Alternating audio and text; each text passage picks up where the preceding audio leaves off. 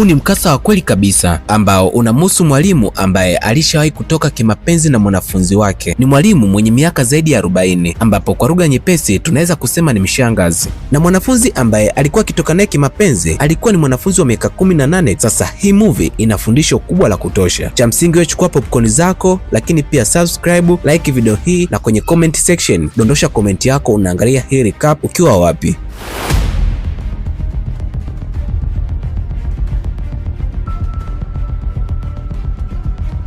Okay, moja kwa moja hadi hapa chuoni. Mida hii hapa hivi wanafunzi walikuwa wakitoka madarasani. Maeneo ya hapa nje kuna mwanafunzi mmoja anaitwa Jamie. Basi mida hii hapa hivi Jamie alikuwa akitoka zake darasani akielekea katika mambo yake fulani hivi. Lakini akiwa anatembea kuna rafiki yake mmoja anaitwa Heather. Akamuita Jamie kumsimamisha akihitaji kuongea naye. Sasa Heather lengo lake la kumsimamisha Jamie ilikuwa ni kumuonyesha message ambayo alikuwa ametumiwa na mpenzi wake pindi alipokuwa katikati ya kipindi. Ni message fulani hivi ambazo zilikuwa ni za kimahaba sana kati yao. Na Heather akamuuliza Jamie kama yeye na mpenzi wake hawatakuwa na plani yoyote ya kutoka out, lakini Jamie akamjibu kuwa Jamie akasema yeye na mpenzi wake wana mpango wa kutoka out kwenda kupata dinner tu. Lakini mida ile ile pia mpenzi wake naye akawa amekuja maeneo haya hapa hivi na akamuuliza kuwa atakuwa anaelekea nyumbani sasa hivi au anaelekea wapi. Jamie akasema kuwa sasa hivi atakuwa anaelekea ofisini kumwaga mwalimu wake, baada ya hapo atakuwa anaelekea nyumbani, na mpenzi wake akamwambia kuwa wataonana baadaye baada ya mazoezi. Na baada ya pale Jamie alikuja hadi kwa mwalimu wake, ambapo alimkuta mwalimu huyo akiwa anafungasha vitu vyake akijiandaa kuondoka. Mwalimu alikuwa akifungasha vitu vyake kwa sababu alikuwa amechukua likizo ili akajifungue ujauzito wake kwanza. Jamie alikuwa amemletea mwalimu wake zawadi na kumwaga salamu zake za mwisho kabla hawajacha. Lakini kwenye maongezi yao tunagundua kuwa mwalimu alikuwa akimpa moyo Jamie, akimwambia kuwa ana uwezo wa kufanya vizuri zaidi, na alimhakikishia kuwa kama ataendelea kuwa na bidii kama alivyokuwa hapo awali atakuwa na uwezo wa kuchaguliwa katika vyuo vikubwa zaidi ya hicho anachotegemea. Na upande wa pili huku nje kuna gari kubwa ilikuwa ikiingia hapa chuoni, na aliyekuwa amefika hapa ni madam mmoja hivi anaitwa Miss Matson. Huyu ndio mwalimu ambaye ataichukua nafasi ya yule mwalimu ambaye amechukua likizo kwenda kujifungua. Basi Miss Matson baada ya kutoka pale akaenda kukutana na principal wa chuo ili kwenda kuonyeshwa mazingira ambayo yeye atakuwa akiyafanyia kazi. Lakini sasa Miss Matson alipofika maeneo haya hapa hivi kiwanjani alimuona kijana mmoja ambaye alivutiwa naye machoni mwake sana, kiasi kwamba hata maneno ambayo principal alikuwa akiyaongea Miss Matson hakuweza kuyazingatia kabisa. Haya bwana, moja kwa moja hadi nyumbani kwa kina Jamie. Mida hii hapa hivi Jamie ndio alikuwa akirudi nyumbani kwao. Baba yake Jamie alikuwa yuko tu sebleni anacheza game kwenye PC. Leo alienda kufanya interview moja kwa ajili ya kupata kazi, lakini hakufanikiwa. Familia kina Jamie walikuwa hawapo vizuri sana kiuchumi. Baba hana kazi na mama naye anafanya kazi kwenye mgawa mmoja tu hivi. Jamie kwenye begi lake alitoa karatasi ambazo zilikuwa ni kwa ajili ya kuapply kwenda kwenye chuo ambacho yeye alikuwa akihitaji, lakini mama yake akamwambia kuwa utatusamee sana binti yetu, kwenye ada yako ya chuo imebidi tukopi kiasi kadhaa kwa ajili ya kulipia kodi ya nyumba. Wazazi wake na Jamie walikuwa wanadaiwa kodi zaidi ya miezi 6 sasa. Jamie kusikia vile, Jamie alikasirika sana akijua kuwa chance ya yeye kwenda tena chuo haitokuwepo, lakini mama yake alijaribu kumbembeleza na kumwambia kuwa pindi watakapopata pesa watairudisha hiyo pesa ya ada. Jamie hakutaka kuelewa, aliamua tu kuondoka mbele ya mzazi wake na moja kwa moja akaenda hadi kwa kina Dani ambaye ni mpenzi wake. Sasa huku kwa kina Dani wakiwa chumbani wanafanya mambo yao, mara mama akaingia mlangoni pasipo kugonga na akawaambia kila mmoja asambaratike waende wakajisomea majumbani kwao, akimaanisha kuwa Jamie aondoke aende nyumbani kwao. Na baada ya Jamie kuondoka hapa ndani, mama akamwambia Dani kuwa yeye na mume wake wameplani kuwa Dani ataenda kusomea chuo cha Stanford na njia pekee ya kufanikiwa katika hilo ni kufocus na maisha yake mwenyewe, aachane na michezo, aachane na Jenny pia. Dani akasema kwa hiyo hata baada ya kumfukuza baba yake na Jamie kazi bado hamjaridhika kabisa, na sasa hivi mnaniambia niachane na Jamie, hamnitendei haki kabisa yani. Na hapa tunagundua kuwa baba yake na Jamie kabla ya kufukuzwa kazi alikuwa akimfanyia kazi baba yake na Dani, lakini baada ya maongezi ya muda mrefu Dani anamkubalia mama yake kuwa kuanzia sasa atafocus na masomo tu, masuala mahusiano na michezo atayaweka pembeni. Okay, na katika siku iliyofuata, leo ndo siku ya kwanza kabisa Miss Matson kuingia darasani kuanza kufundisha. Basi mapema sana alikuwa yuko venue tayari ili kuwasubiri wanafunzi wake. Sasa akiwa hapa darasani peke yake akiwa anajiangalia na jirembua, akawa anajiangalia kwenye kioo ambacho alikuwepo nacho mkononi mwake.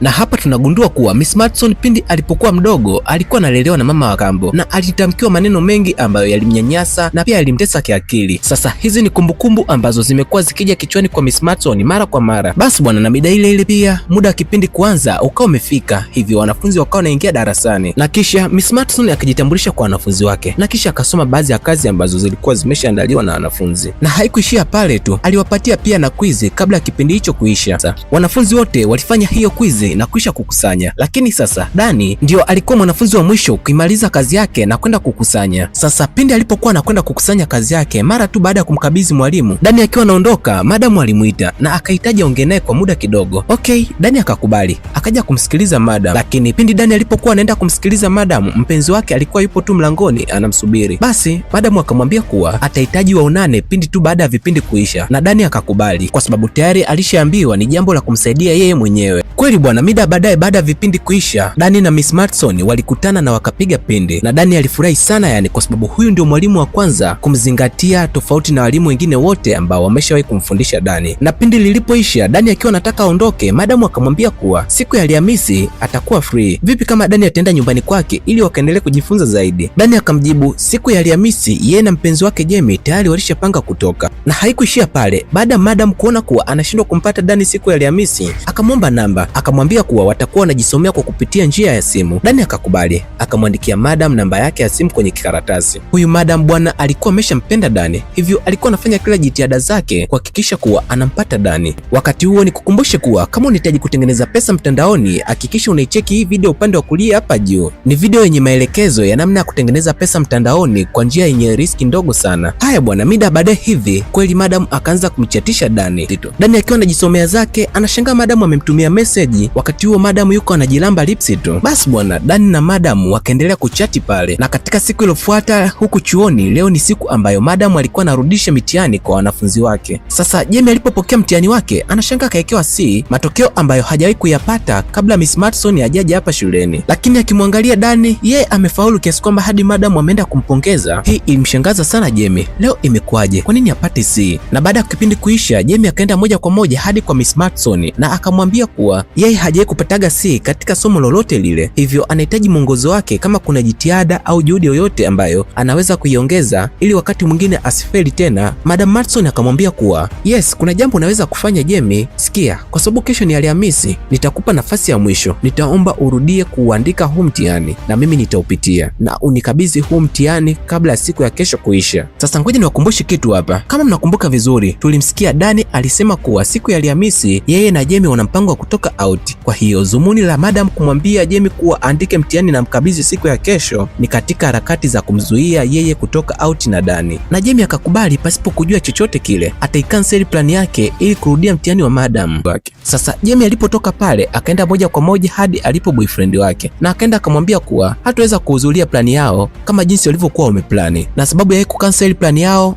ni kwa sababu anahitaji kurudia mtihani aliyofeli. Dani kusikia vile, ile issue ilimkata sana Dani, akaamua kuondoka mbele ya Jamie na akaenda moja kwa moja hadi kwenye gari yake. Na hapa Dani akiwa anapakia vitu vyake kwenye gari yake, mara kidogo Miss Madison akaja na akamwambia kwa kuwa amefaulu mtihani wake vizuri, kuna zawadi kwa ajili yake amemwandalia, hivyo kama atakubali watoke out ili waende wakaisherekee hiyo zawadi. Dani akakubali, akaingia kwenye gari na kisha tukaona wakiondoka, na moja kwa moja wakaja hadi kwenye baa moja hapa mjini. Wakiwa huko, simu ya Dani iliita. Ni Jamie alikuwa akipiga simu, lakini Dani aliamua kumkatia simu Jamie. Sasa Jamie baada ya kuona amekatiwa simu, akampigia simu rafiki yake yule Heather na akamuuliza kuwa kama ameshamuona Dani kama amekuja kwenye hiyo party, kwa sababu Dani alisema kuwa atakuja kwenye hii party, lakini Heather alisema kuwa hajamuona. Basi bwana, Jamie akamwambia Heather kuwa kama atafanikiwa kumuona Dani amwambie mtafute. Na upande wa pili huku baa, Dani na mwalimu wake walikunywa bia sana hapa ndani chuo, na moja kwa moja hadi katika siku iliyofuata leo huku chuo. Mida hii hapa hivi Dani ndo alikuwa anakuja huku chuo. Akiwa anaingia, Jamie alikuja na kumkumbatia pale, wakasalimia.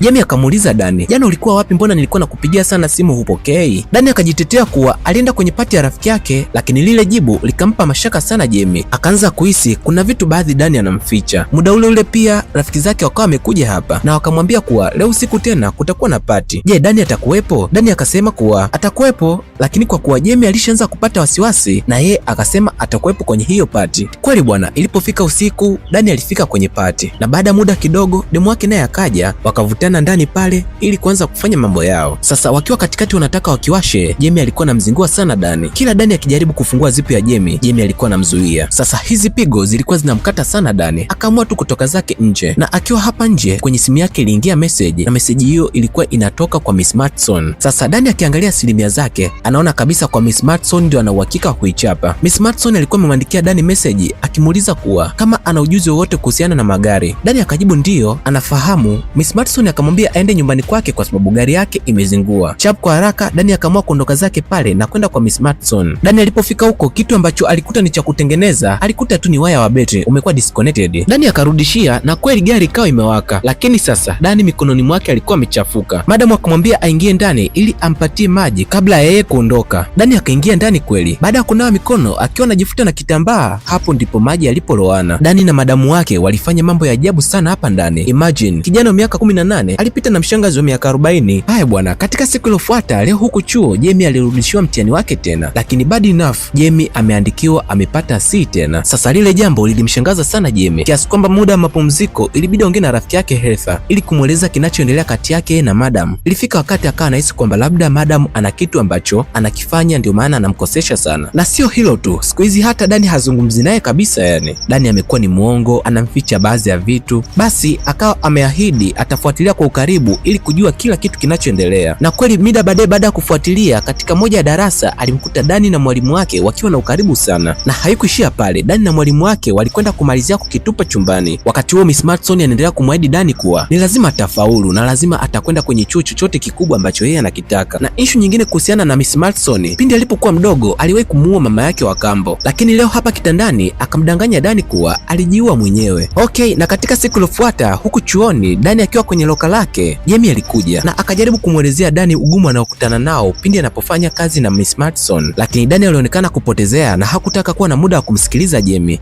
Dani akawa ameondoka mbele ya Jamie pale akimwambia kuwa anaenda kumsaidia mama yake kazi, lakini Jamie hakuwa ameridhika kabisa na maneno ya Dani. Akaanza kumfuatilia na kweli alimuona Dani akiwa anaondoka nyumbani kwao, akaanza kumfuatilia ili kujua ni wapi anaelekea. Jamie alimfuatilia Dani kwa muda mrefu kidogo kiasi kwamba akaona hadi nyumba ambayo Dani alienda na kuingia. Jamie akaendelea kuja taratibu ili kuona ni kitu gani ambacho kinafanyika humu ndani. Kwa macho yake mawili Jamie alishuhudia mambo ambayo Dani na Miss Smartson walikuwa yakiyafanya, lakini kwa bahati mbaya Jamie naye alionekana na Dani. Jamie ilibidi akimbie kuondoka lile eneo. Dani naye akamfuata Jamie kwa nyuma, lakini Jamie hakutaka kumsikiliza kabisa, akawasha gari akaondoka. Jamie alienda moja kwa moja hadi nyumbani kwao, na alipofika huko Dani alimsimamisha na akamwomba asiseme chochote kile kwa sababu ikitokea baba yake amejua itamletea shida sana. Jamie alilia sana kwa kile alichokuwa amekiona. Wakati huo pia mama yake na Jamie akawa ametoka nje, akamkuta Jamie na Dani wakiwa nje, lakini Jamie analia. Mama ikabidi awaulize, je, kuna shida? Lakini Jamie hakujibu chochote kile, akapita pembeni ya mama yake akaondoka. Dani akamjibu mama akamwambia kila kitu kipo sawa, hakuna shida yoyote ile. Basi bwana, mida usiku hivi Miss Smartson huko kiwewe kimemshika sana, anahangaika tu nyumba nzima, hajui anafanya nini. Anajaribu hata kumtumia message Dani, lakini Dani anazipotezea, hahitaji tena mahusiano na huyu mama. Tukiwa tunaendelea na hii movie na kukumbusha tena, kuna mchongo wa kutengeneza pesa ambapo unaweza kujifunza kwa kugusa pop-up ambayo imetokea upande wa kulia juu kabisa, ambapo kupitia video hiyo nimeelekeza vyema namna ya kutengeneza pesa kutumia simu yako tu. Okay, katika siku iliyofuata leo mida fulani hivi, wakati Jamie anatoka darasani, alikutana na Miss Smartson. Alikuja kumpa karatasi zake za mtihani na akamwambia kuwa baada ya kurudia kusahihisha mtihani wake amegundua kuwa amepata A na wala sio C tena. Jamie alipokea ile karatasi na kisha akaamua kuondoka zake. Sasa wakati Jamie ameenda anataka kuingia kwenye gari yake, Dani akawa amekuja na akamwambia kuwa anamshukuru kwa kuto kumwambia mtu yoyote kuhusiana na lile jambo ambalo aliliona, na pia Dani akamwahidi Jamie kuwa leo usiku atakwenda kuyamaliza mahusiano kati yake yeye na Miss Smartson. Jamie akamwambia itapendeza sana kama atafanya hivyo kweli, na pia Jamie akamwambia Dani kuwa leo usiku wazazi wake hawatakuwepo nyumbani, hivyo anaweza kuja wakakaa chini wakazungumza. Dani akakubali kuwa leo usiku ataenda nyumbani kwa kina Jamie, na moja kwa moja hadi mida usiku hivi. Mida hii hapa hivi Dani alimtumia Miss Smartson message akamwambia kuwa wakutane sehemu moja ambayo inaitwa Bellevue Park. Miss Smartson baada ya kuiona ile message alifurahi sana akidhani kuwa inaenda kuumana tena, lakini pia huku nyumbani Dani anamwaga mama yake kuwa anaenda kwa kina Jamie na atarudi mida baadaye, na Jamie akaja hadi katika eneo husika ambalo alipanga kuonana na Miss Smartson. Na akiwa huko baada ya kusubiri kwa muda, Miss Smartson akawa amekuja, na baada tu ya Miss Smartson kushuka kwenye gari, Dani alimwambia ukweli kabisa kuwa hampendi wala hamtaki, na kisha Dani akaamua kuondoka zake. Miss Smartson alijisikia vibaya sana, alikimbia na kisha kwenda kuingia kwenye gari yake akiwa na majonzi sana. Aliendesha gari kwa spidi na kisha kwenda kumgonga Dani. Dani alidondoka chini na pale pale alipoteza maisha. Miss Madison akashuka kwenye gari akiwa analia. Akiwa na kitambaa chake mkononi, tulimwona akiwa anafuta baadhi ya damu kwenye mwili wa Dani, na kwenye suruali ya Dani alichukua simu yake, na kisha tukamwona akiwa anauvuta mwili wa Dani kusogeza pembeni. Lakini pia kwenye show grill ya gari tuliona kuna damu zimetapakaa pale pia. Miss Madison aliingia kwenye gari yake na kisha kuondoka pale, na moja kwa moja alikuja hadi nyumbani kwa kina Jamie. Wakati huo Jamie huku nyumbani alishasubiri muda mrefu sana, hadi sasa hivi Dani hajafika. Miss Madison baada ya kufika hapa tulimwona alishuka kwenye gari yake na kisha akaenda kuingia kwenye gari ya Jamie, na kisha akaichukua ile simu ya Dani na kisha kuiweka katika moja ya draw katika gari ya Jamie, na zile damu pia akaja kuzipaka kwenye bampa la mbele ya gari ya Jamie. Lengo la madam ni kuihamisha kesi kabisa na Jamie ndio onekane ana shida. Na kisha Miss Madison akaja hadi katika moja ya jalala huku mjini na kisha kuitupa ile simu, na baada ya pale akaenda hadi katika jengo la kuangalia sinema akanunua tiketi. Lengo lake kubwa ni kuangalia kuwa wakati wa tukio linatokea yeye alikuwa zake yuko bize anacheki sinema. Okay, moja kwa moja hadi katika asubuhi ya siku iliyofuata. Mida hii hapa hivi mama yake Dani alikuwa ameenda kumgongea Dani kumwamsha, na baada ya kugonga kwa muda mrefu na kuona kimya, si ndio ile mama akaamua fungue ili aone. Mama alishangaa chumbani kwa Dani kuko empty. Kwa maana hiyo Dani hajarudi jana usiku. Mama alikuwa na maswali mengi ya kujiuliza sana. Wakati huo upande wa pili huku Miss Madison alisafiri umbali mrefu sana kiasi kwamba akaenda nje ya mji kidogo ili kutafuta garage. Anahitaji kuirekebisha ile show grill yake, na hapa alikutana na fundi ambaye alimwahidi ana uwezo wa kuitengeneza hii gari na kuirudisha kama ilivyokuwa. Na jamaa aliona damu akajua kabisa kuwa hii gari imesababisha ajali. Kwa hiyo jamaa akaitumia ile opportunity kupiga pesa zake.